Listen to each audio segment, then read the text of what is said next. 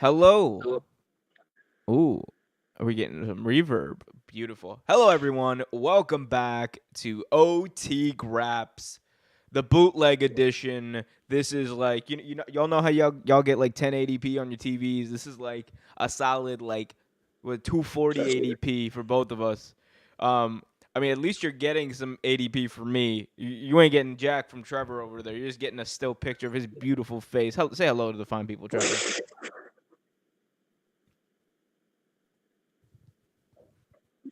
Trevor. Hello. Hello. There we go. What's going on? You hear me? Yo, yeah, we Yeah, can hear you hello. now. You hear me? You hear me? Yeah. We can hear Hello. you now. The other issue is there might be a delay here, but we're gonna work How's through it it going? because we are professionals.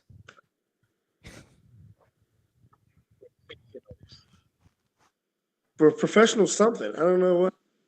Damn right, we are professional somethings. How you doing, man? First of all, I want to wish Trevor a very happy birthday to the king of GCW, the king of Cardona Mania. Happy 59,000th birthday, my good friend. I hope you're having a wonderful day down in the bayou.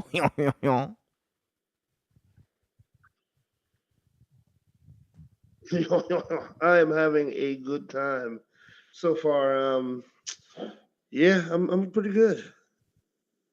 Huh, he says so. I stayed up to watch Trevor eat shrimp, and I don't get it. Look, it's not our fault. Something's going on with Zoom. I'm not sure. we And plus, like I'm a hour behind. I'm not sure if that's even helping. Nothing about this entire situation is helping. Like literally, I was telling Trevor before we started, my studio fell. It literally fell. I don't know how else to say. It fell. Um, we it is. It's been a day. It has been a day. We got Gamer Goblin in the chat saying hello, Game Goblin. We got Liam being like, the F is Trev doing. He's doing something. I that was I was getting in the car actually. I remember that day. We got CC saying hello. We got Liam in the chat saying, "Hey, speak of Matt Cardona is the greatest wrestler of all time." Oh, you got me. You got me on that one. We got a big happy birthday message from Liam. We got a big happy birthday message from CC. Happy birthday to Trevor. Also another happy birthday message from Job. Big birthday vibes for the big Bayou man. Yes.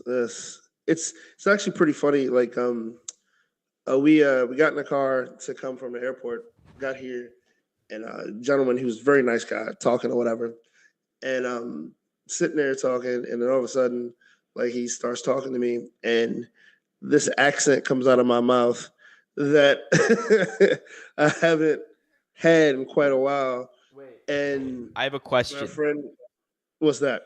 Did it sound like this? Just look at all my scrim here. My scrim is the best scrim inside of Louisiana. Now down the Earl got up in that scrim. And it ain't worth the slime and true baby and sold on. Just look at all that Earl on my scrim.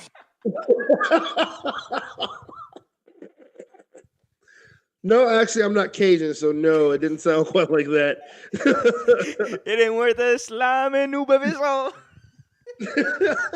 You know, someone else sent me that clip from South Park not too long ago. uh, guys, I don't know if we have the best show possible for you, but we definitely have a show that is indicative of just our lives at this point. Pretty much. Well, Trevor, for your birthday,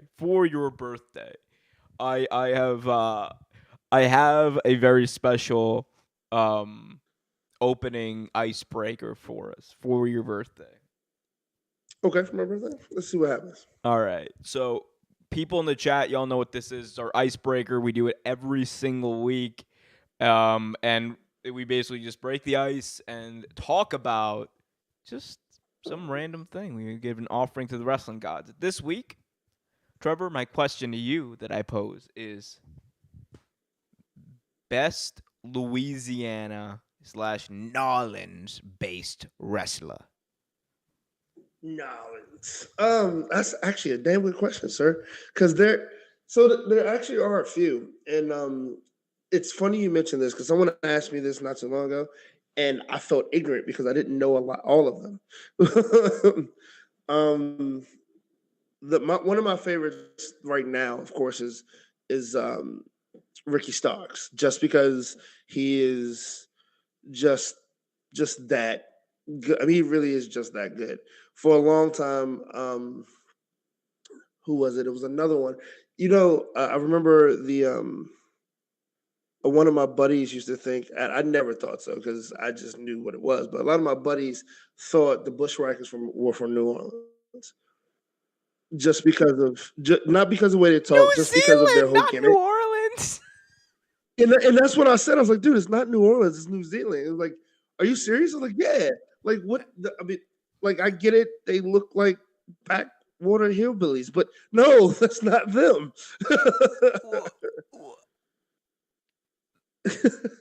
That man, get that man a map. Someone get that man a map. Is that, but dude? It's not the same thing. They eat goat. We eat goat, but we eat different types of goat. But yeah, I'm gonna say Ricky Starks for now.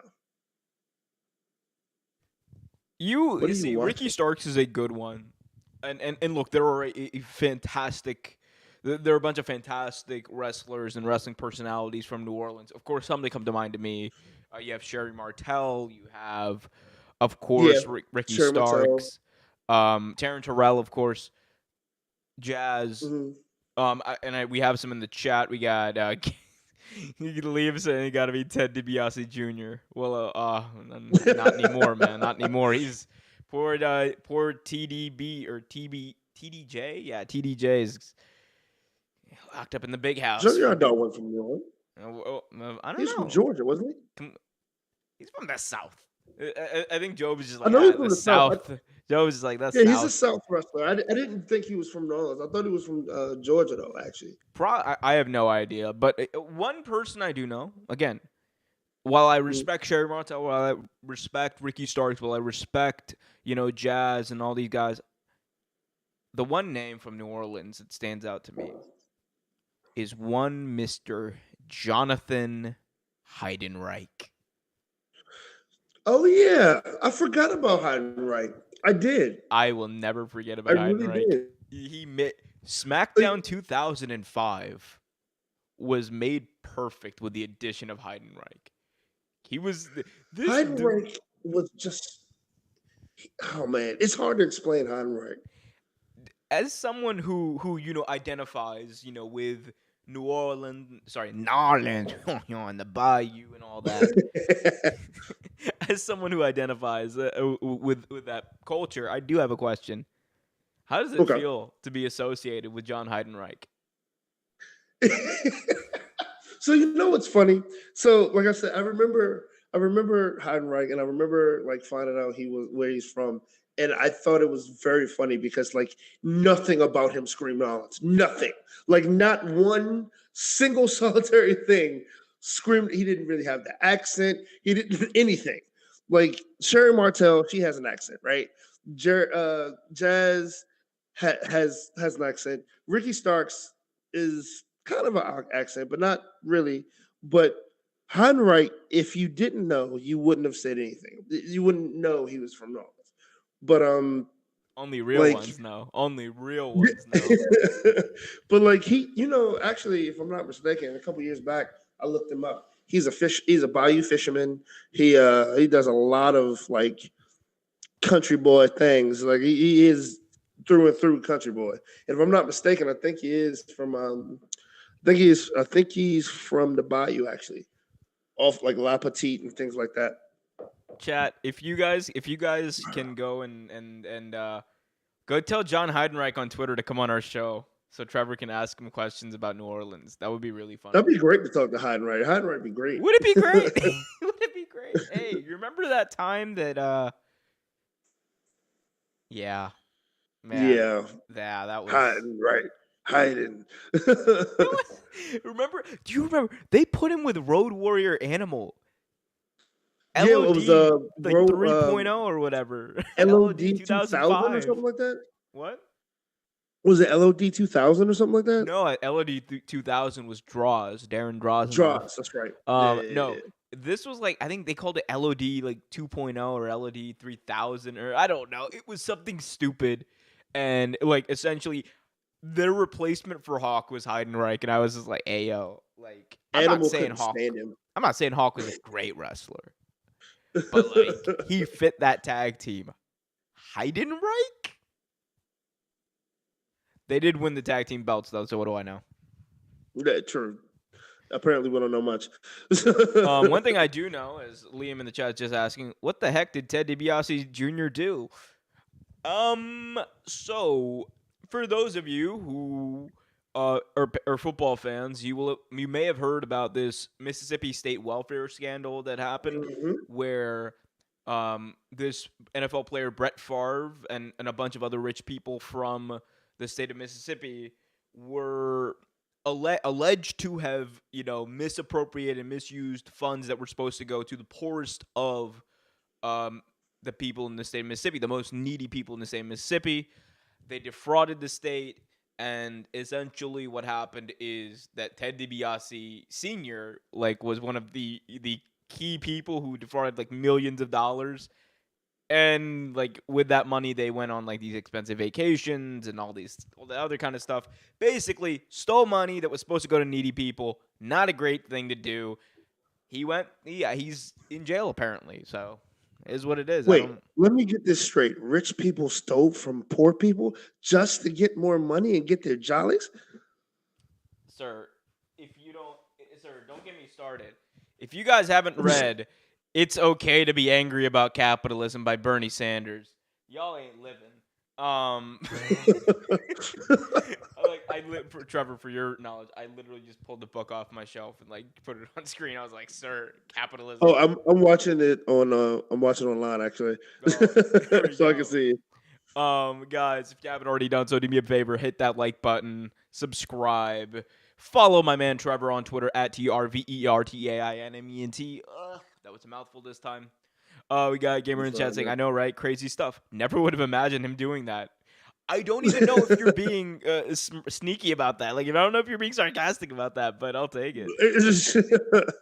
We got Job in the chat saying, the Boogeyman was from parts unknown. So I'm guessing he was from New Orleans. He was Southern, wasn't I want to say he was Southern. That guy was Southern. I don't know. Hey, man, I don't know a lot about the Boogeyman. One thing I know is his name is the Boogeyman, and he is coming to get you. That's what they say. Yeah, it's not great. Not great what's happening with Ted DiBiase. Roadkill. Oh, God. I forgot about Roadkill. R.I.P. I did, too. R.I.P. ECW original. EC. Yo, one thing I will tell you. So, I actually, and this happened like 20, 30 minutes ago. So where I am in New Orleans right now, and for those who know where New Orleans is, whatever, I'm in the Backwater area of New Orleans, and it's kind of a like a strip mall down the way, whatever. It's like stores and bars on each side, and there's actually a bar underneath where I'm staying.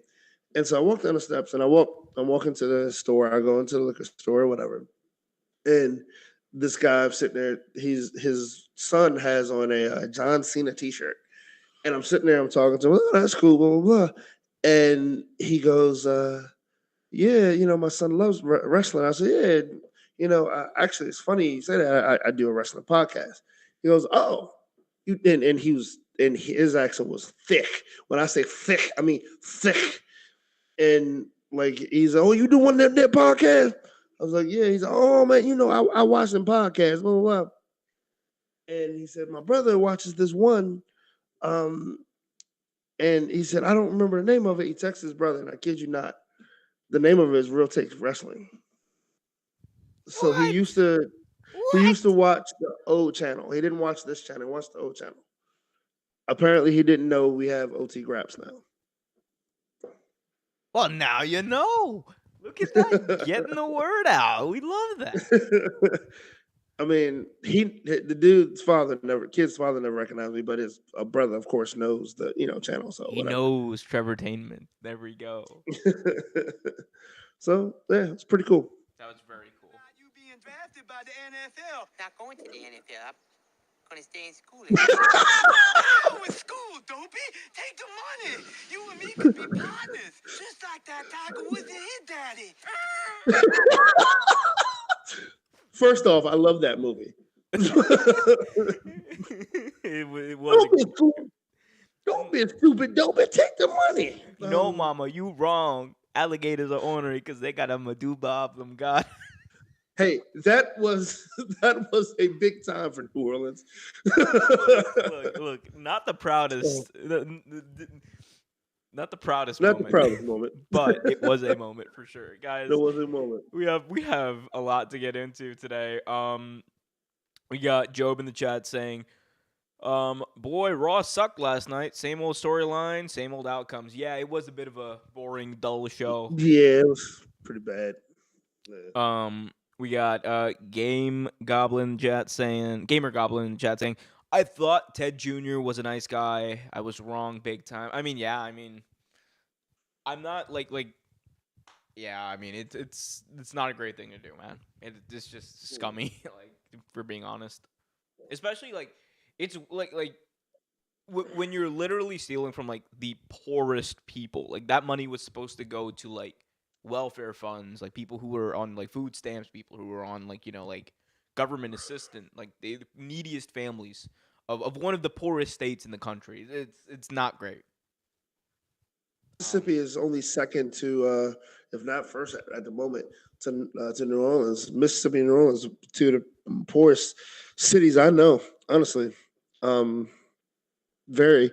I mean, if you've ever been to either place, you can definitely just walking down the street, you see where buildings are dilapidated, buildings have closed from Katrina or just storms over the years, even pandemic, and never recovered.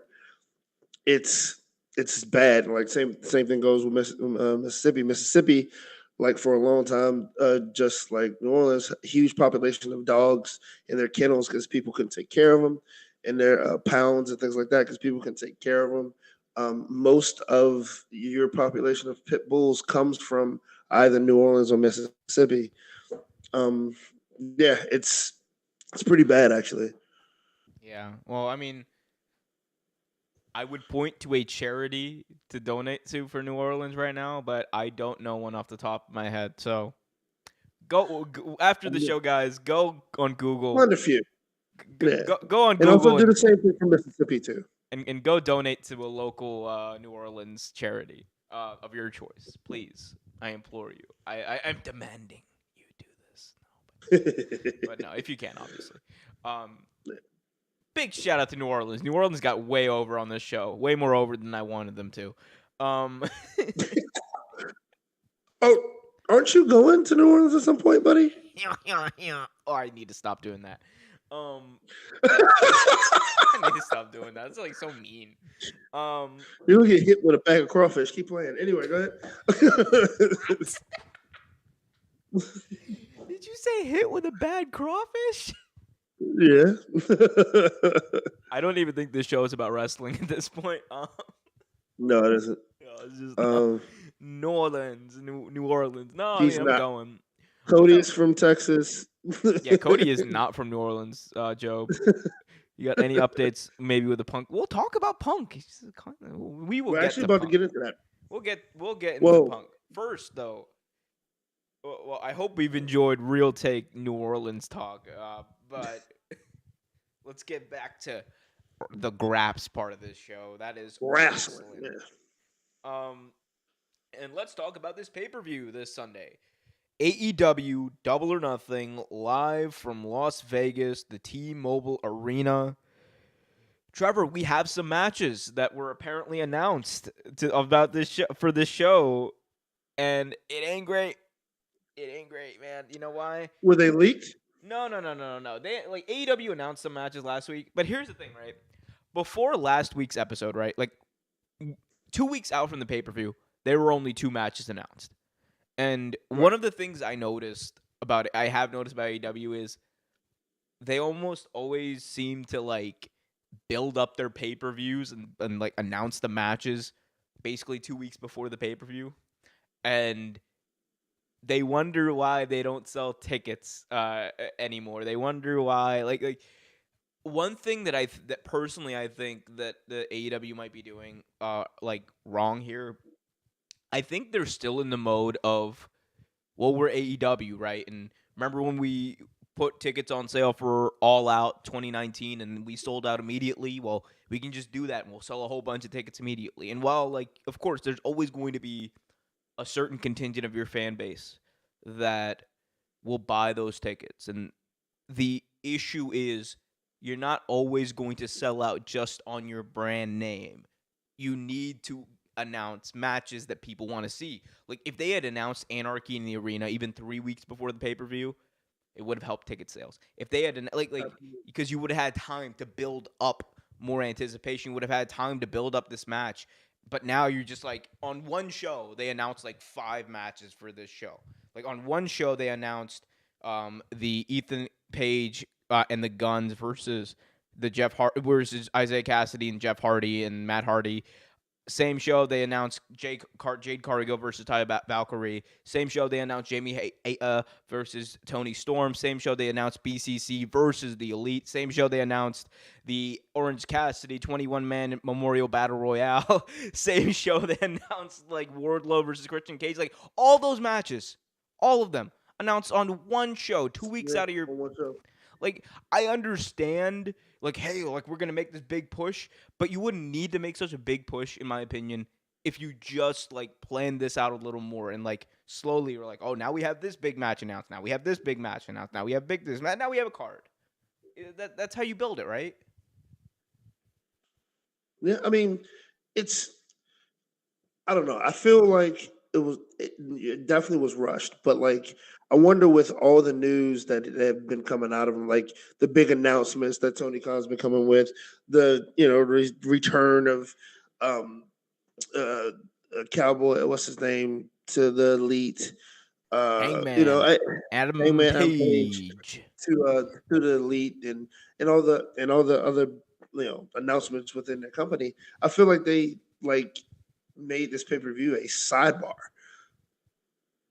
and it was just weird. I mean, because like you said, all on one show, and it seemed like within like 30 minutes of each other, all this was announced. It was just like, why do that? I mean, yeah. I mean, I know why they did it because they were like, well, we're 2 weeks out. We haven't announced like more than 2 matches. We should probably announce some matches for this show. Right. On top of that, like the show hasn't even sold 7,000 tickets. Shit, really? Yeah, like I looked at WrestleTix today, and they're at like 6,900 something. One of those, by the way, is me. So, like, and now I'm like sitting here, like, man, if I had waited, I probably could have gotten the ticket that I got for way cheaper because they're just not selling tickets right now. Like, when are you leaving? I'm leaving. I'm not gonna tell my itinerary online. So you're not telling your date or the plane you're going on. This week, all right, this week. On some Batista shit. Deal with it. You'll tell me later. It's cool. I will tell you later. But no, in all seriousness, I mean, like seriously. So, and like that's the thing that I think is because like here and this is like one of the big reasons I think AEW kind of needs to rethink not only its pay-per-view like booking strategy, but also like where they have these events.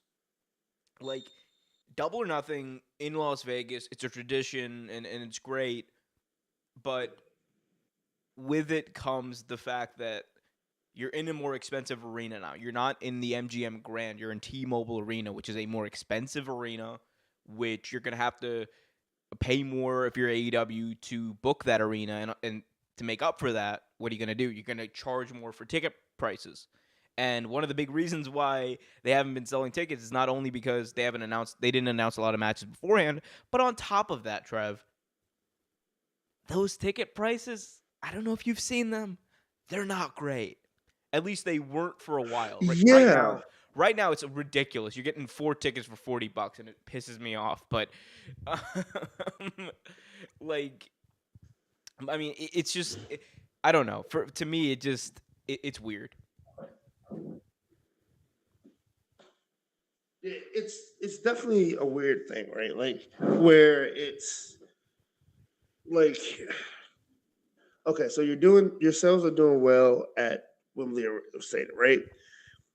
But for a pay per view that, like you said, is closer and that you have not announced any type of matches for, like you expect to get more like money, and like your ticket sales are like were at first, because I looked at it when you got your ticket, it was ridiculous. Like they were not cheap. They were not at all.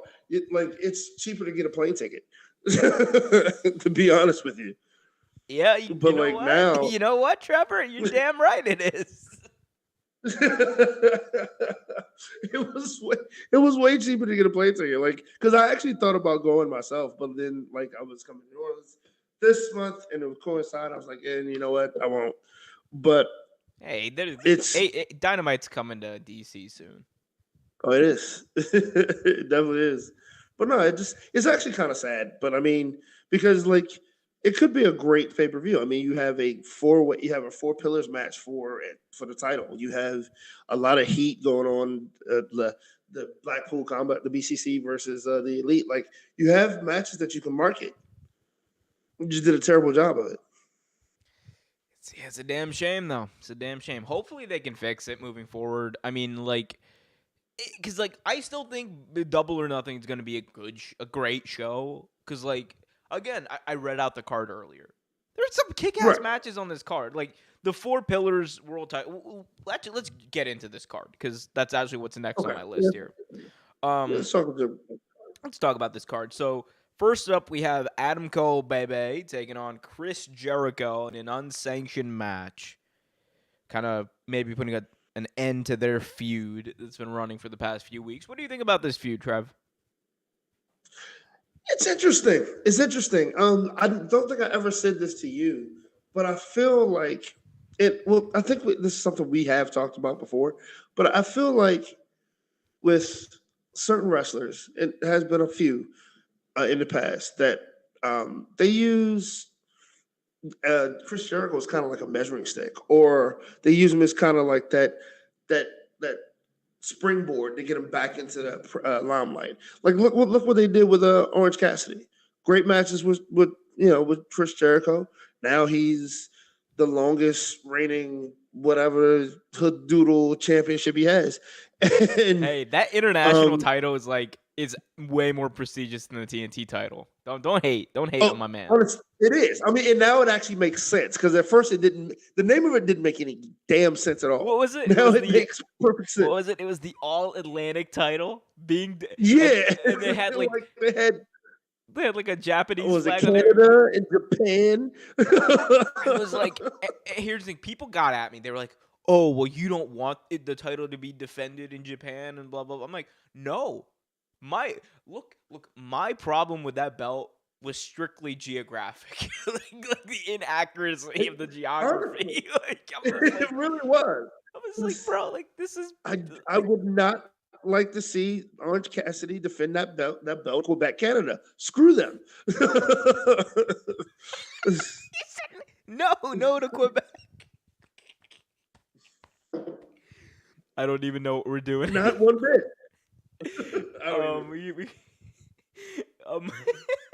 We gotta check. Liam's asking. Isn't Double or Nothing the AEW equivalent to WrestleMania? We've had this question before, right? I feel like we've had this question before. We have. But I don't know. Because I kind of feel like All Out is, but I don't know. You know what the answer to this is? No one knows? It depends who you ask. I think there's a consensus that it is either AEW Double or Nothing or AEW All Out. I think 100% everyone is in agreement that it's not Full Gear. Um, No. No. but you will. I think you will have a contingent that says, like regardless of what anyone thinks, Revolution is their best show every year that they put on, and you could make an argument for that too. But maybe it ends up being a thing where like they settle in as like All In being their WrestleMania. But for me, it's All Out. Like for me, it's All Out because Yeah. it just that's their big show to me. Like that's the culmination of their stories. Like that's how I feel about it, at least. No, I totally agree with you because like I feel like All Out is the bigger show as well. I feel like Double or Nothing is what kicked them off. So Double or Nothing would probably be like their Royal Rumble, maybe, or their It's whatever staple show it it's is that like put them off. But I feel like All In is the big one. yeah, I like and the reason I don't like to get in those comparisons is because like the way WWE builds up the Rumble from the Rumble to WrestleMania is way different than like the way AEW Oh, builds up. Like absolutely, absolutely. it's just like weird. The thing is, it depends who you ask. Liam also follows up by saying, I'm not an AEW fan. I could say the stupidest shit, and I have no clue. I mean, you're not stupid. It's a question. Um, That's, you're we not got stupid at all. we got Job in the chat That was saying, actually a very good question, I think. yeah. We got Job in the chat saying, I don't give a damn about the main event. I don't give a damn if the main event is Peter Avalon against Sonny Kiss. It's still better than whatever WWE's main event is going to be on Saturday. Hey now, let's calm You know down what? here. Let's not. I don't want the Sonny Kiss slander here. Sonny Kiss is like the most underrated performer in professional wrestling right now. She is one. She's one of the best wrestlers that's never seen on TV, Absolutely, and, like that is the honest to God truth. She can wrestle with the best of them. She's one of the best wrestlers I have seen. I won't sit here and say she's the best, but she is one of the best wrestlers I have seen. Sunny Kiss has gotten great at her promos. She's gotten great. She's great on the screen. I was excited to see more of her this heel character yeah. that they brought out. I wanted to see more of it, but unfortunately, it didn't develop the way they should. And plus, she's been doing a lot on the indie circuit too, actually. But dude, like amazing. Job, I'm with you there, man. Sunny Kiss is amazing. One of my favorite wrestlers, honestly. And Pretty Peter Avalon is a very funny meme. I will say that he's a very funny meme. You know, I like Peter Avalon. I do. I'm sure I you like do. him. He's You also like not Matt terrible. Cardona. It tells me a lot about your taste. I didn't say I like him as a wrestler. I just say I like his personality. Same difference. Oh, you got Liam in the chat You know what? asking another question: is Anarchy in the Arena the same as Falls Count Anywhere? I think in Anarchy Arena or Anarchy in the Arena, pinfall or submission has to happen in the ring. In the So ring, I think yeah. it's like the same principle as like Stadium Stampede. They start outside of the ring and then they make their way back into it. I will say this, Trev. I'm sorry, I know we're all over the place on the show, but as is tradition, I will say this. As someone who's going to be in the arena in the stands, I'm really excited they're bringing back Anarchy in the Arena. I cannot wait for that. I know you're going to be excited about it. Bro, okay. If I even think that the camera is on me, I am going to make the biggest cheese face ever. Dude, you're going to be the biggest jobber or mark. I'm literally going to make the biggest, I'm just going to get cheese. I'm ready for my close-up AEW. Let me know. Tell him again, Liam. Cardona's awesome. Tell him again. You can tell me as many times as you want. That chat's not going up on the screen. Job is really Job is saying it's still better than WWE junk. No, again, I get your disdain for a lot of what's going on. Like I'm actually sick of the Kobe Brock Lesnar thing already. Honestly, I'm sick of it already. Oh, Like, dude, you're not the only one who's sick of it. Like, it's like literally they're just doing the same thing. Like, I'm super sick of it. Like, don't get me wrong. The first time, okay, cool. It started dumb, but like out of nowhere, because like there's really no reason for Brock to attack Cody, because like Cody has never appeared weak. Cody has never done anything to him. Like, no, he has nothing that he wants. There's no reason for him to attack him. Okay, fine. He beats him. Cool.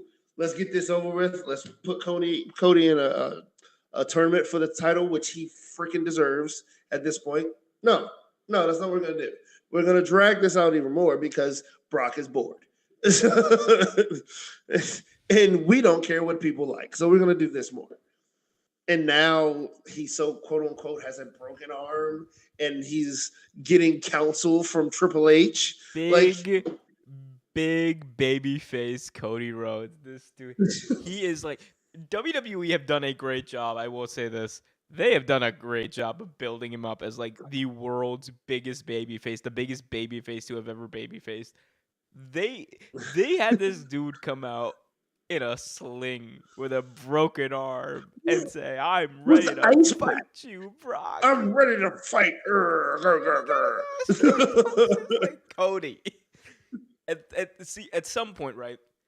Cody's rah babyfaceness does turn into like, I can't root for this dude. He's stupid. He's got a broken arm and he's trying to fight. Like, dude. It was one thing when they did it with the pec, right? Like, that was cool. But I'm just like, when you do it again and again, it's like the definition of insanity. Now, is his arm really broken? No, it's a work, but like, it's still stupid. I didn't think so. Yeah, it's still dumb though. It's so stupid.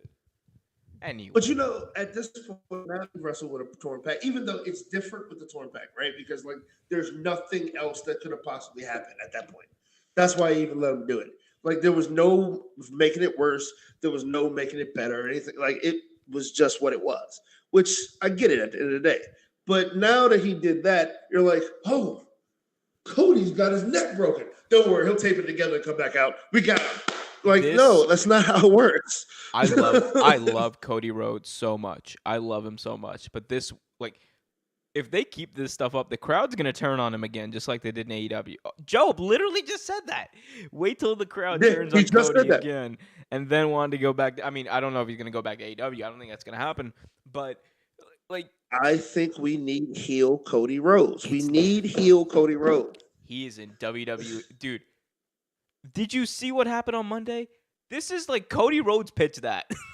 like you know what I'm saying? Like everything that happened from like he's like I could definitely see Cody backstage being like, okay, so then I'm gonna come out with a broken arm. Brock's gonna break my arm, and I'm gonna sell it real good. And I'm gonna come out ice pack, arm in my sling. I'm gonna rip off the sling, and I'm gonna fight Brock until he breaks my arm again. And then Triple H is gonna come, my favorite wrestler, Triple H. I'm like, this is Cody. Like, this is Cody writing this stuff. But I believe like he is pitching a lot of this stuff, right? But at the same token, I have a hard time believing that he is okay with this crap. Oh, geez. This is Cody. No, like, I get what you mean. Well, yeah, but then I get what you're saying. You gotta realize it's Cody. This is Cody Rhodes. This is his dream. Because at the end of the day, though, like his big thing when he left, right? That I'm not conforming. You're conforming. You're doing what they want you to do. You're just the same dude without the makeup now. Like, that's a damning statement, isn't it? And this is coming from someone who is a fan of the Rhodes family. I love Dusty. I loved his brother. I loved all of them. Like, I love the Rhodes. Like the natural Dustin Rhodes was my boy. Like, I used to watch him in WCW with my brother. He was one of my favorite wrestlers. But if you leave WWE because they are writing you shit storylines and they decide to do the same thing they did to you, they get this did to your father, you get this amazing wrestler who he's a big guy but he's very agile, and they make him dance and put polka dots on him. They drive your brother crazy and make him like feminine and put him in a wig and gold face paint. They do the same thing to you, and you come back, and now you're still dancing on a unicycle just without the face paint. Dude, you're a juggling bear at this point. Do something different. You are one of the most talented wrestlers in the world. You've done something that wrestlers haven't done in a long time. Speak your mind, step up, and do something different. Do you want to hear Cody Rhodes' response to that? I'm Cody Rhodes. Okay. So what about this? What if I juggled a bear on a unicycle with a broken arm? With a broken arm and a broken leg. And I make Brock bleed a second time. And then my dog runs away. Like just he's going for full on sympathy. Like last week my dog No, not Pharaoh. We love Pharaoh. Okay. We need to stop. We need to stop. We love you, Cody. We love you. I mean, all jokes aside, we are a pro Cody Rhodes channel. We just want the best for Cody Rhodes. We are a pro wrestling channel. For the most part. Yeah, pretty much. I don't condone that GCW crap. Please don't hurt me the next time I go to a GCW show. They're just gonna throw a bottle of glass at you. Dude, the last time I was at a GCW show, I saw Ernest the Cat Miller go through a door. I was just like, what's happening here? Yeah. Hilarious. Craziness. Here, let's go through the rest of this. One thing someone mentioned. What? Oh, you going through the rest? Yeah. Go. Yeah, no. Let's quickly go through this card. Let's do rapid fire. Cody. All right. Adam Cole, baby, versus Chris Jericho. Adam Cole. Baby. Yeah. Sorry. Baby. Yeah. We got Jade Cargill versus Taya Valkyrie for the AEW TBS Championship. I mean, yeah. Jade Cargill. Yeah. I mean, come on. We got for the AEW. Don't lose it to Valkyrie. Please don't. For the AEW International Championship, we have a 21-man blackjack battle royale. Orange Cassidy defending against the participants we know so far: Powerhouse Hobbs, QT Marshall, and Aaron Solo. Here's my prediction: Aaron Solo will not be winning this. Neither will QT Marshall. Powerhouse Hobbs has a very good chance, though. Yeah, maybe. I don't know, man. Orange Cassidy's just the guy. I think he's hot right now, man. And it's great to see, right? It's really good to see. Next, we got Wardlow versus Christian Cage in a ladder match for the TNT Championship. Christian Cage. Ooh. Outwork everyone, or is he just gonna have Luchasaurus beat the crap out of Wardlow and then just climb? I mean, it could be a little bit of both. Probably that fits. I mean, it's one of those things, and I hate to say it because of who had it at one point, but that title has become such a joke. It's become such a joke. It's like the hot potato of titles. It's. I mean, I don't mind it being a hot potato situation, honestly, because I think it's a TV title, so hot potatoing doesn't matter to me too much. No, I just don't think Wardlow's been a good champion. It's nothing against him personally. I don't think that. He will never be the same. It seems like they're trying to force him to it. He will never be the same. It's a very unfortunate thing. Like, that the biggest consequence of that MJF, news over Double or Nothing weekend last year, the biggest victim of all of that is Wardlow. It's not MJF's reputation. It's AEW's reputation. Wardlow was the biggest victim of that. He has never recovered on some Joe Exotic shit. He has never financially recovered from that. No, he really hasn't, and it's actually quite sad. Because he had all the momentum, and me and you both even said we could see the world title around him at some point. But he's far away from that at this chance, no. Also, the promos they have him cutting right now, where he's like, "I've been reading a lot on the internet." I'm just like, "Yo, no, my G, Yes. what are you doing? Work Internet out. education. Stop it." Um, but yeah, I agree. Look at this. You and I agreeing on mostly everything here. Next up, we It's got crazy. Jamie defending her AEW Women's World Championship against Toni Storm. This is interesting. I like this This is match. interesting. I really I do like this too. match, and I think they're gonna go all out on this pay per view. So here, I'll propose something to you. Although I think that Hayter might retain, right? What if Hayter loses? The title goes to, the Outcast. Look, whether Then oh yeah, sorry, go ahead. you said what? No, go ahead. Finish your thought. Well, no, I mean that's pretty much it though. Like it proposes an interesting dynamic to that group at that point. I didn't think about it until you just said it, but the social outcasts or the outcasts, whatever they're called, them having the women's world championship to kind of hold hostage does make the storyline mean something more. Right. Also, I think I wouldn't be mad necessarily at Toni Storm having like a legitimate world title reign. I will say this though. There might be only like 6,900 people there in the arena. It is going to sound like 80,000 people booing the life out of that stadium, out of that arena. Like when if Jamie Hayter does lose, because people love Jamie Hayter, man. Like I've said this like the past few AEW shows I've been to. One of the people who consistently gets like one of the biggest pops is Jamie Hayter. Fans love her. Like she's just over. She really is, and it's funny because like Rhea doesn't even wrestle that much, but she's pretty over as far as the heel is concerned. As far as the heel is concerned, she's getting as much heat as she wants, and that's great, honestly. But a question I've been meaning to ask you: do you know her like her health status right now? Can she compete more? Or yeah. Yeah, I mean, no, she's fully cleared. Can she compete more than she does?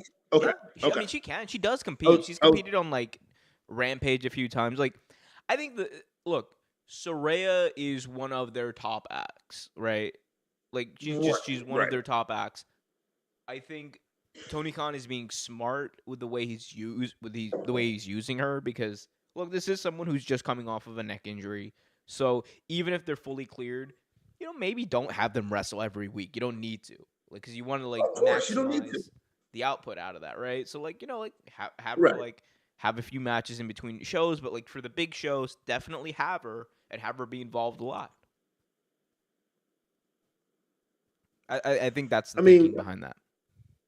I mean, that makes sense. Like, honestly, I mean, the matches she's in, she looks pretty well, but she looks a little rusty here and there in certain spots. But like for the most part, she looks really good. Like, I mean, look at Edge when he came back, and also look at Bryan Danielson. Like, he was both of them were a little rusty when they came back too, but they quickly got that ring rust off, and were good. All right, moving on. But sorry. Yeah, next one. Yeah, we do gotta. Because I'm sorry, there's like 10 matches on this card, and Tony Khan's might have. We gotta hurry up before Tony Khan actually adds another few matches here. Like, he might add like 3 more. Like, he really. He'll just be like. But I also forget because I'm an hour ahead of you. Like, I'm 8:00 here, and you're 9 there, so I forget what time it is. Oh yeah. I feel that. I mean, I don't even know what time it is, dude. When I tell you the past like 3 weeks, I have been solely operating off of vibes. Like I don't even know where I am right now. Just to tell you everything you need to know about my life right now. Completely felt. FTR defending their AEW World Tag Team Championships against Jeff Jarrett, Jay Lethal, with Mark Briscoe as the special guest referee. What do you think about this dynamic that they've built with Mark Briscoe? It's a very interesting match. I like it and hate it at the same time, but it's very interesting because it poses a lot of different things, right? Like Mark Briscoe has been on the end of what, a power driver, power bomb Yep, power from driver from our FDR from Dax Harwood. because he couldn't see Dax Harwood because he couldn't see, liquor in his eyes. I mean, he could feel like they turned on him. He could screw him, and what's the name can win the titles. It's a lot of different things you can do here, right? And like it is not like the Briscoes haven't been healed before. You know what I'm saying? Like this, No, you can't turn like Mark Briscoe heel right now. No. I wouldn't do it, but I'm just saying it's a lot of different things you can do, right? There's a whole bunch of things you can do. I wouldn't personally do it, but you could. Oh no, Like, no. There- he's got to win the world championship. Like he's winning the ROH world. oh, title. that's what I want. I think that's the only thing he should do. Like but no, he can't be a it's heel. Stop it. It's a lot of things they no, can do. no, there's one thing they can do. FTR wins. Mark Briscoe raised their low. That's all that's happening. Don't make wrestling logic, Trevor. No, stop it. Silence.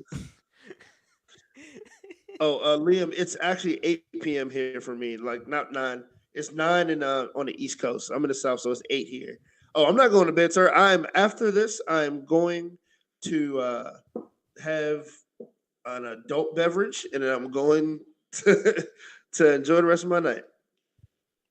And I'm going to do work. That's my night. That's my future, guys. Last few matches here. We have the Anarchy in the Arena match, Blackpool Combat Club, Bryan Danielson, John Moxley, Claudio Castagnoli, and Wheeler Yuta versus the Elite, the newly reformed Elite. Kenny Omega, Matt Jackson, Nick Jackson, and Hangman Adam Page. Trevor, before I ask you who wins and why, my G, the image, the aura, the feeling of the Elite. When Hangman said those words, "We are the Elite," you felt it. Felt it, man. Like that was. It kind of went up your spine a little bit, right? It's kind of spine tingling. It was cool. It was a moment. It was really cool. I mean, of course, a dummy wouldn't pick the Elite. I'm picking the Elite. Honestly, they got the pop. They got the, like you said, that was a moment. That was like I mean, don't get me wrong. BCC is just chef kiss at this point because you can't see me do it. It's just chef kiss at this point. Like it's just, I love how they're doing the BCC. Remember before, I felt like they remind me of a less flashy Four Horsemen, because especially back in the heyday of the Four Horsemen, when they used to put people's arms in car doors and come up behind you with a lead pipe, and like they would just take people out. That's what they remind me of, and I love it. Absolutely love it. But at that same token, and you can't say that the Elite are golden boy baby faces, because they're not. Because they have been healed, and they will do what they need to do. But that's why, to me, it's a perfect match. And honestly, I honestly picked the Elite. To me, they have all the momentum going into this match, in my opinion. It's nuts, man. Like I think the Elite are gonna lose. That's just you think so? Because my thing is, I think the Elite lose. Because of dissension. Here's the way I'd fantasy book this, right? The Elite lose because of dissension between Hangman Page and Kenny Omega, who still haven't settled let's be honest, they still haven't settled really all their differences. Like they're kind of just uniting around this one goal of beating the Blackpool Combat Club, this united enemy. Right. This one enemy, yeah.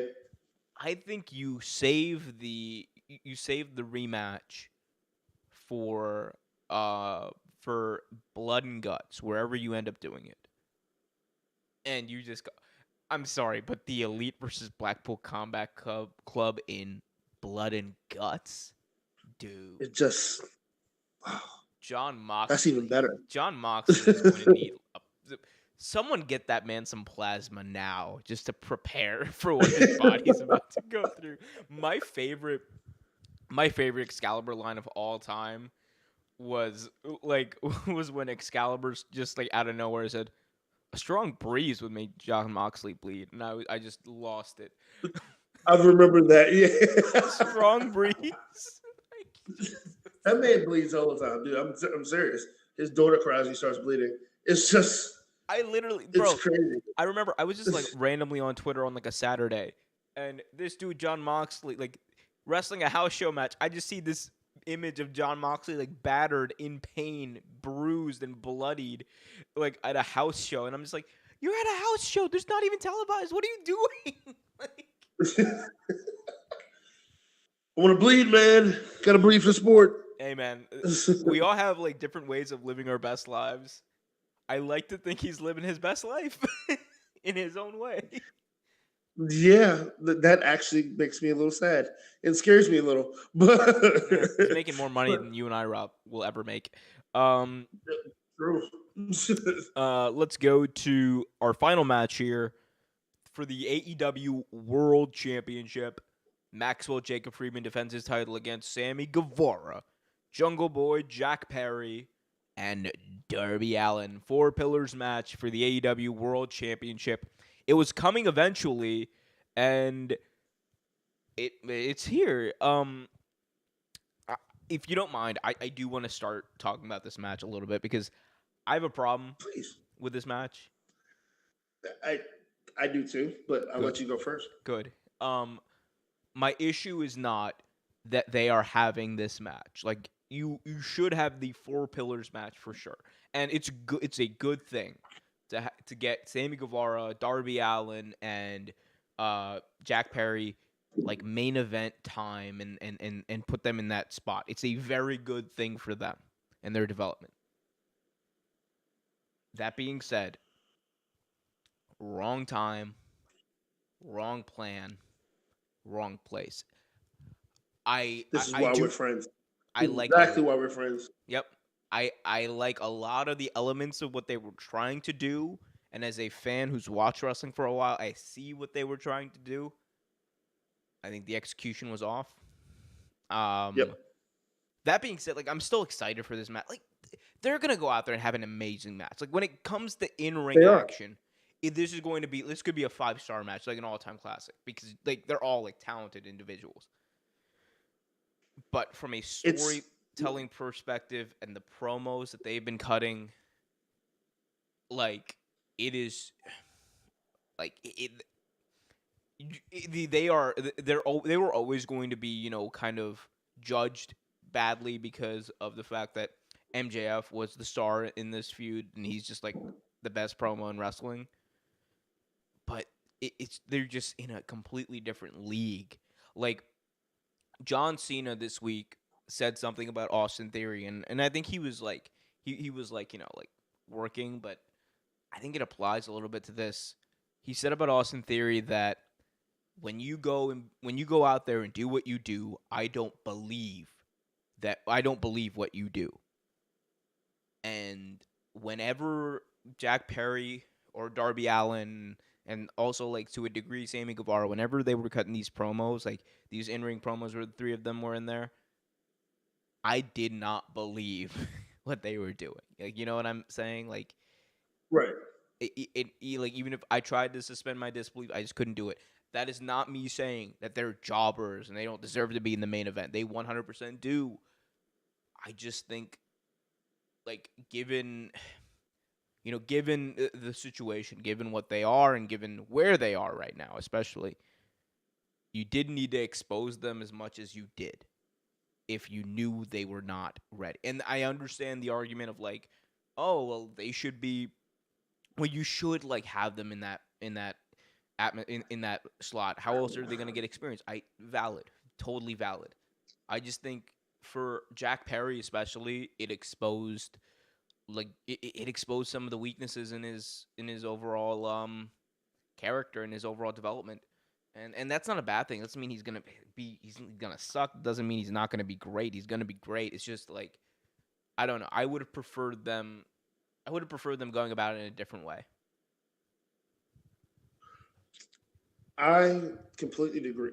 Not disagree. I'm sorry. Completely agree. Yeah, he's with what you're looking at saying. he's like, yeah, I agree with absolutely freaking nothing. Like it's one of those situations where, is this a great match? Yes. On any other time, whatever, you look at the paper, you're like, oh shit, this is a great match. It's 5-star all the way.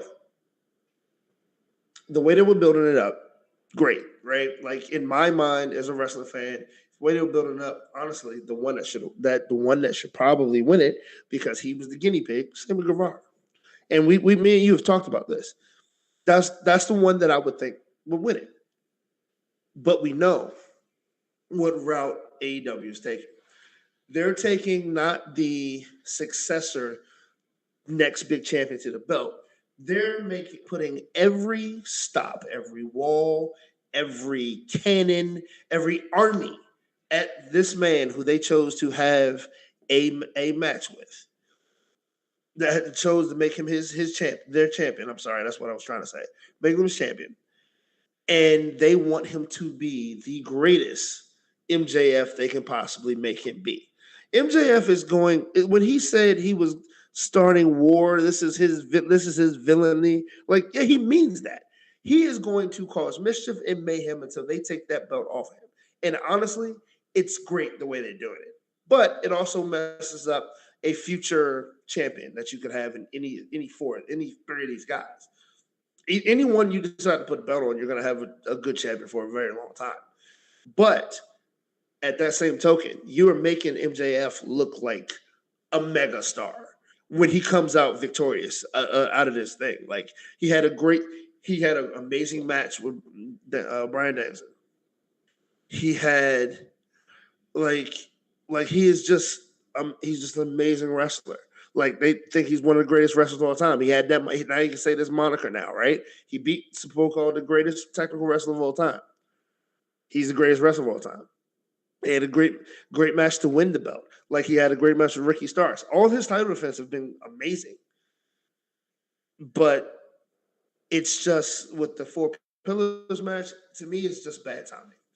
I mean, it's just bad timing because you had someone you could put or either one of those three you could put a title on when you're ready to take it off MJF. And now, I mean, you might be able to go back to it and put one of them one-on-one and build a good feud and give him the belt then, which is fine. I mean, there's nothing wrong with that. But it's just, like you said, wrong match, wrong time, I think. I do want to address this question from Job, who says, who should MJF be fighting then? Geez, for the most part, if you can't figure out the results of a pay-per-view match, then you haven't been paying attention. So the issue that Trevor and I have has nothing to do with, the result of the match. Like, MJF is going to be the champion up until some point at the end of 2023. Like, he's going to retain whoever he faces at All In. He's going to retain against whoever he faces at Double or Nothing. He's going to retain whoever he faces at All Out and in between. We all know this. We all knew it going into Revolution. That's not the point. The issue has nothing to do with predictability. The issue is with the execution of this story. It hasn't built up his participants to be a threat to him in the story. Like, for example, right? Everyone else has been built up but him. We knew that Bryan Danielson was never actually going to beat MJF. However, given the way that story went, Trevor, like that, like at the end, like going into that match, you were like, as a wrestling fan, like there was something in you where you were like, Bryan Danielson is the best to ever do it, so like there's a chance. And like they have some heated promos about their families and things like that. Like, like there's something there. Right. With this, it just seemed like I'm Jungle Boy Jack Perry and I want to be AEW World Champion. It's like, I am Sammy Guevara and I'm going to be the AEW World Champion.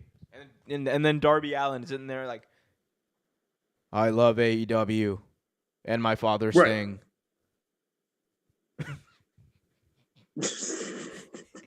Daddy, wherefore art thou, Daddy. Daddy?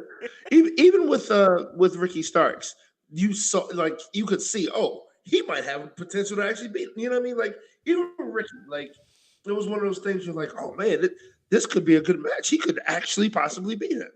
Oh yeah. With this, none of them are going to beat him. I still want Ricky Starks to be the guy who beats him. Like I do too, honestly. ooh, that promo, like imagine that promo playing back in like in a package where he's like, "I'm gonna take Right. the responsibility off your plate, young man." I was like, "Oh, Ricky!" I mean, when you look at the lineup, there's a bunch of people he could have fought before. Like if you really want to get technical, and this would have been a great match, but they would have had to do some work to make it work. But Juice Robinson, no brainer. That would have been great for like Dynamite, but I mean, but no brainer. Even Jackknife. Again, Job. The issue has nothing to do with the results. It's going to be a great match. I just think my issue is the ride 100% could have been better. Like, yeah, that's it. It was honestly a boring ass ride. As excited as I was when they had that first like 4 Pillars promo, like at MJF's Rebar Mitzvah, which was hilarious. That was a great promo. After that, it was like, eh. We got Job in the chat saying, I think Adam Cole was going to be the one who beats him. That'd be a good one. That would be it's. Spoiler alert: Adam Cole is probably the opponent after this pay-per-view. He probably will be actually, but like that would have been a great drop, honestly. Yep. Or I mean, he probably won't have another title shot anytime soon, but Roderick Strong was probably a good one too. Oh, Roderick Strong's gonna have a title match at AEW Fighter Fest. Right. Live from the Curtis Caldwell Center in Garland, Texas. My man. I am. This poor dude. Not only is he gonna have to run through the card of Rampage, he's gonna have to run through the card of Collision now too. Like, oh, poor Excalibur's. Free my man. Free him. So, speaking of more AEW stuff, I want to get this out before we pretty much get to the end of the show. There has been an announcement on something that me and Omer have talked about and made fun of extensively on this show. Wait, what? There's an announcement? Did I miss it? Fight Forever has a release date. Finally. And unfortunately, I could care less. No, don't do it like that. No, it's like this. No, I'm gonna play the game. I am gonna play the game for a number of reasons. One, it's their first video game ever. It had a lot of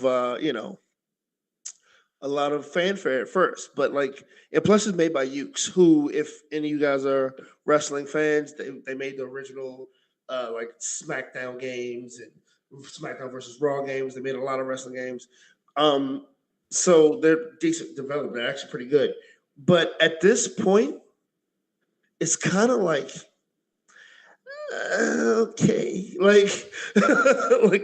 It's, I mean, I get with game devs and things that happen. Like, hell, there was one game that was supposed to come out 15 years ago and finally came out not so long ago. Unfortunately, it was crap, but it was supposed to come out. And it happens like that for games, and I get it, but you built it up to be this thing that was supposed to come out during holiday season. It was supposed to come out this, that, and the third, and it just didn't. And a lot of people were just wiping their hands of it. Again, I'm still gonna play it. And Omer, if you have your Xbox handy, you and I are gonna have a lot of fun figuring out that game. Oh hell yeah, dude! Because I'm definitely gonna try to figure that out. Okay. But wait, hold up. Kick me. Oh, okay. You punched me. You gotta kick me. Let me block it. Oh, there we go. We're gonna have 5 matches where we're just figuring this out, and then it's like, all right, this is the real one. I mean, yeah, I'm excited to play it, but it's just yeah. Yeah, I'm excited. It's gonna be fun. I've been waiting 4 years for this damn game. The issue is they announced it when the company first launched. Like, right, and they had their naming team that Kenny Omega is probably suppostly the head of. Hey man, if I'm Kenny, I'm just like, yo, I had nothing to do with I had nothing to do with this. Like, hey, it's not me. I blame Aubrey. No, we love Aubrey Edwards. Absolutely. Someone just sent me this. They sent me so this is I was considering, because I will be in Vegas on Saturday. I was considering going to AEW Fan Fest for a little bit. Do you want to you want to hear the lineup for AEW Fan Fest? Sure. All right. At 11:30, they're having Road to Double or Nothing, which is just like they're playing YouTube videos on a big screen for us. Okay, cool. Then 12:45, they have the All Elite Arcade, which is like, oh, you get to play AEW Fight Forever, which comes out in a month. Where I'm just like, okay, so I get to play a video game that I'm gonna get in like a month. Whatever. Okay, sure. Then they're having AEW Unrestricted, their podcast live, which I'm like, okay, but like, who are they gonna have on? If they were gonna have on someone good, they would have advertised it, right? Then at 4:30. The audacity of them to advertise this. At 4:30, Ryan Nemeth live comedy. They are advertising. This is their penultimate main. This is like their main event. Ryan Nemeth. You should see my face right now. You should see the disgust in my face at the moment. It's like, what? I won't be going to that. I'm like, right now, my face is every Lakers fan last night. Hey man, they should have expected that, man. Joker's on one right now. He's him. He's him. He is. I'm so happy we're gonna get Nikola Jokic versus Jimmy Butler. Like, me too. That I think it's gonna be. I think basketball fans want to see. Like, we'll be happy no matter who wins the finals. Well, yeah, I think it's gonna be interesting. It's gonna be an interesting finals. Jimmy Butler should be just done destroying the Celtics by now, right? I think he's just starting to destroy the Celtics. Here's the thing. I love Jimmy Buckets, and I'm gonna be so happy if he wins. But man, like, Joker gets disrespected so much. Like, I'm just like, and I'm like, this dude almost won like back-to-back MVPs. Put some respect on his name. He's like that. Like, exactly, he's like that. I've always liked Joker's personally, but yeah. Big shout out to one thing I want to. Yep. One thing I want to address here, and we can both address this together, because I actually. First off, Job, I love your opinions. I love what you're saying today. Like, you need to be more vocal, man. I mean, you are, but you need to be more vocal. I like this. Like, I don't disagree with anything you're saying. But you also got to understand where that came from, right? Like, the whole WWE being the end-all be-all, the reason that they are what they are is because, well, they bought out their only competition. And, like, let's be honest, TNA was never that big of competition to them.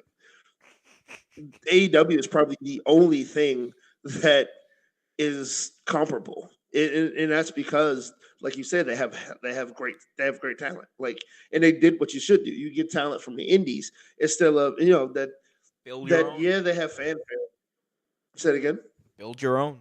That's what they did. They built up their own. Exactly, and they did because, like, who would have? Like, people knew who Orange Cassidy was, right? But, like, they didn't know who Orange Cassidy was. Same thing with Jungle Boy Jack Perry. Like, excuse me, like we were talking earlier about Sonny Kiss. Like, like, he did. Tony Khan and the higher ups, the VPs, are smart. But at the same token, you have WWE for a reason.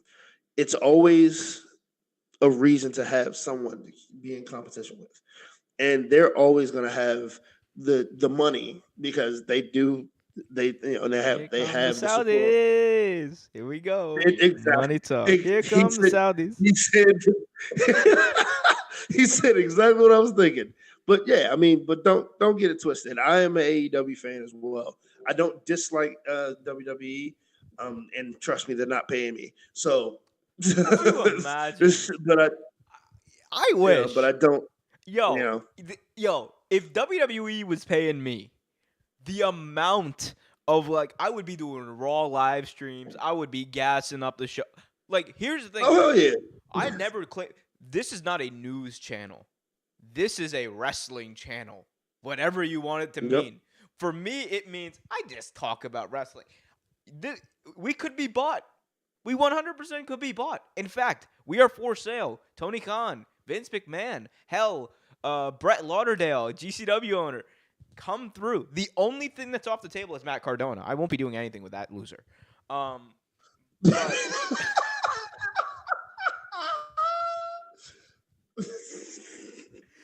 But no, I mean, like, like if we were bought and paid for it, you guys would probably be able to really tell. Cause dude, my pride doesn't mean that much. I'm just gonna be honest with you. Like, it really doesn't. He says this on his birthday. Trevor, I want to. Hey, Trevor, would you come to WWE to I know what you say in your podcast. You come to WWE be a commentator? Absolutely. Who bought you that car? Vince McMahon. Had dinner with him last night. Trevor tuned with Tate. Like, he's not really such a bad guy. Misunderstood. Nah, I wouldn't say all that. Oh man. But yeah. Yeah, Job says something right here. Networks don't want the NBA championship between the Nuggets and the Heat, but I think true basketball fans would love it. Yep, I 100% agree. Yep. Yo, Job says, damn, if you sell out to WWE, I'm done. Hey, man, look. I don't know what to tell you. Like, look, we sell out. That's what we do. Hey, we sell out and then have another podcast on like the dark web where we talk shit about them. No, don't worry. We'll put the real show behind a Patreon wall and be like, all right, guys, this is what we really think. Raw was garbage. I'm slowly going crazy. I don't like this show, but I really like the money. Vince McMahon is the greatest boss ever. He sucks. He also stinks. Yeah. Anyway, Trevor, real quick, as we wrap up this show, losing my voice. As we wrap up this show, I want to get your thoughts real quick on the CM Punk news. So, okay, yeah, let's get on that real quick.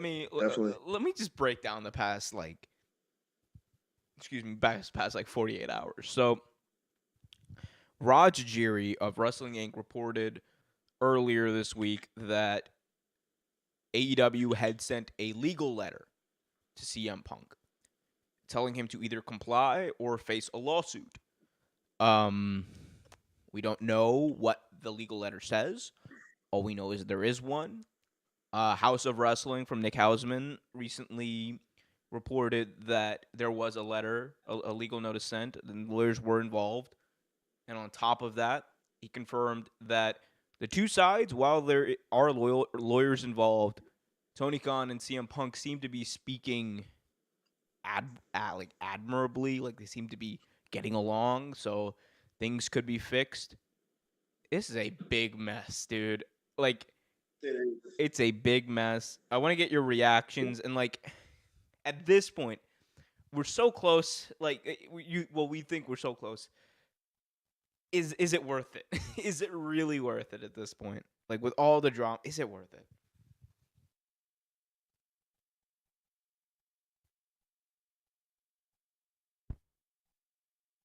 Uh-oh. We didn't. Hello? Oh, no, we lost. Trevor, no. Trevor, can you hear us?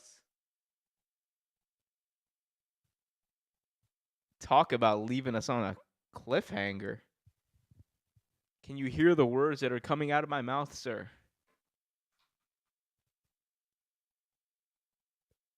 Oh, see, Trevor sold out, guys. Here's what happened.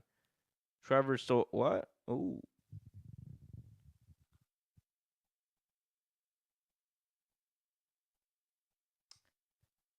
He's in the chat. Jesus. Um. Well, this is a very appropriate way. It's a very appropriate way for this show to wrap up. Here, how about I just call you back, Trev? I'm just gonna try to call you back. We'll try to wrap the show with any sense of dignity that we have left. I apologize to everyone on that.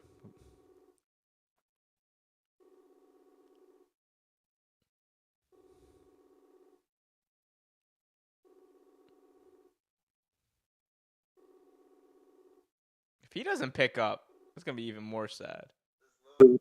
Hello. He's here. He's here. He's back. So right when it said, so what happened was it goes, Mike has been disconnected. I connected it back and it said Mike has been connected, and you hung up. That's a damn shame. But yeah, so it's at this point it's just getting monotonous, and I'm not even sure he's worth the trouble, worth the money. He's worth it at all. Honestly, at this point, just sue him and be done with it. Like, just pretty much, just he's worth it because you have to sell Collision. Like, you have to sell tickets to the show. Oh hell yeah! Ticket sales for that show have not been great, by the way. So they're doing Forbidden Door this year in Toronto, and like that show sold greatly because it's like Forbidden Door. That show has like 12,000 tickets sold. Guess how many tickets they've sold so far for the Toronto show the day before Forbidden Door? How many? Guess. Just give me a number. They've sold 12,000 for the pay-per-view. Okay. So that's your like guiding light here. Okay. Let's say 20,000. 20,000?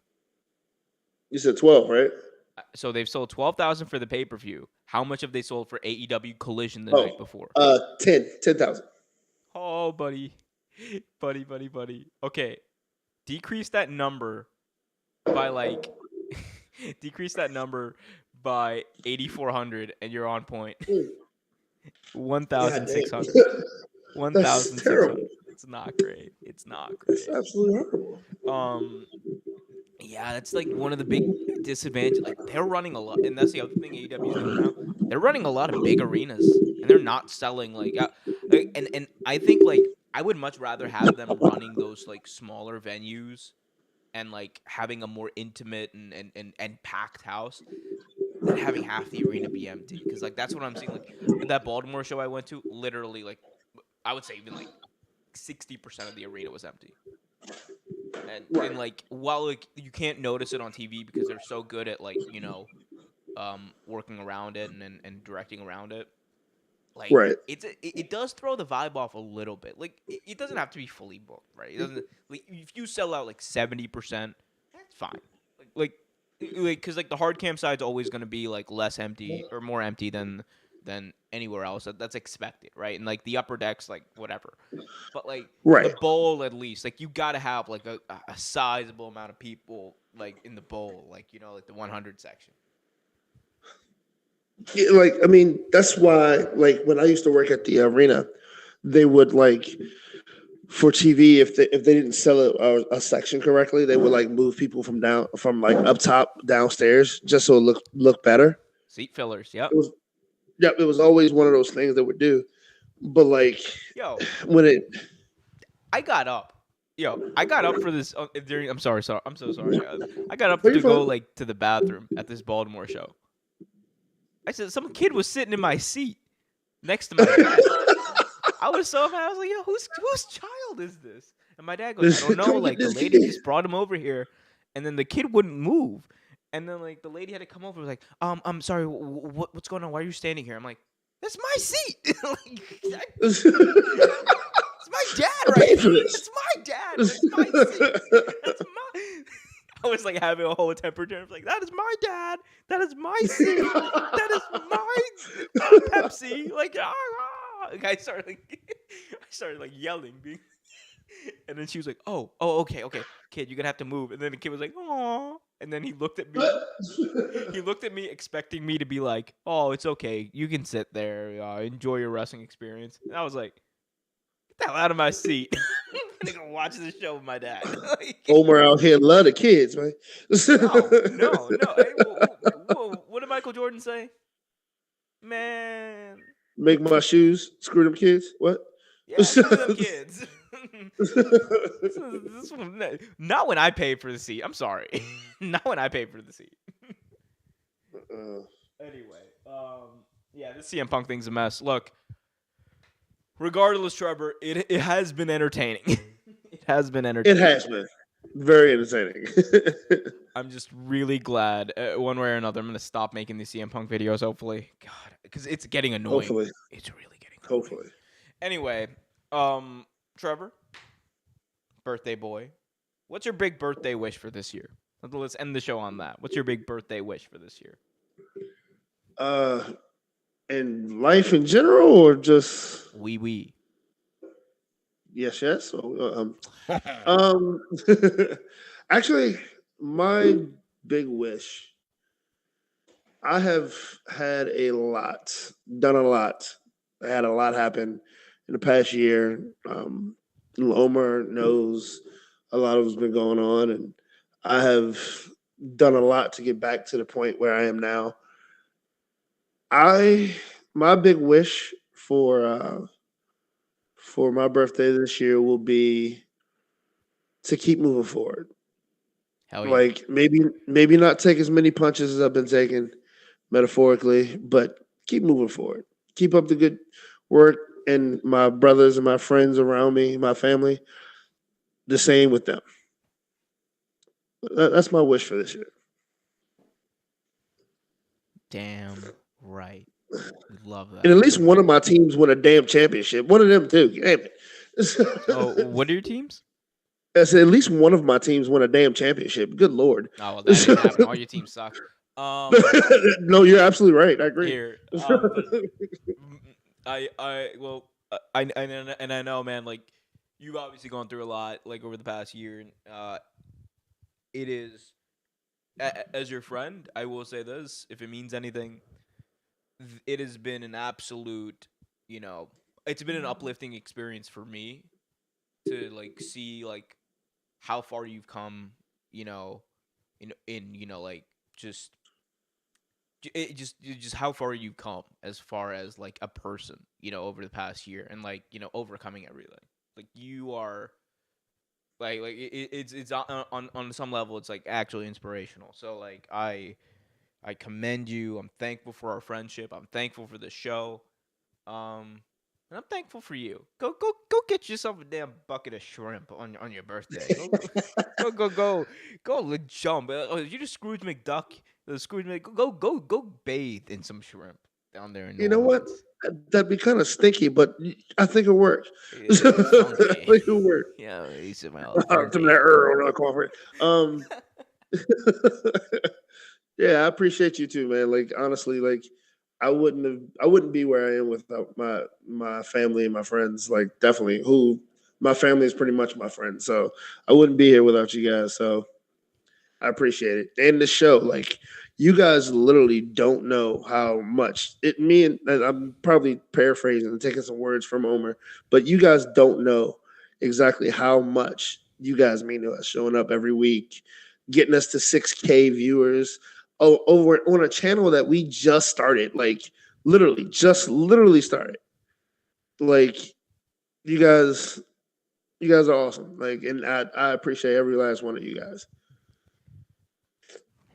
And we appreciate you, Job, CC, Liam, everyone who's joined the chat, Gamer, everyone who's joined the chat. Thank you so much. If you haven't already done so, be sure to hit that like button. Be sure to share this podcast as well. And be sure to follow my man Trevor at Twitter at TREVERTAINMENT. That is TRVEER. Wait. TREVERTAINMENT. There we go. I still need to change my Twitter handle on this. I think we both need to change it, honestly. Look, I already changed mine. I just haven't updated the actual graphic yet. You just have not updated. sir. I haven't done anything, and I feel bad about it. Don't feel bad. It's your birthday. It's okay. It's your day off. It's your time off. Well, Trevor, I appreciate you joining us on your birthday. I hope Absolutely, man. hope you enjoy your time in the bayou. Tell me if you. It's only 9 o'clock here, so I got plenty of time. Hell yeah. All right, guys. Until next time, be happy, be healthy, and as always, keep it real. Trevor. Yeah. And I love those who are far and hug those who are close. Have some fun, guys. Enjoy your week. Go Nuggets. See you next time.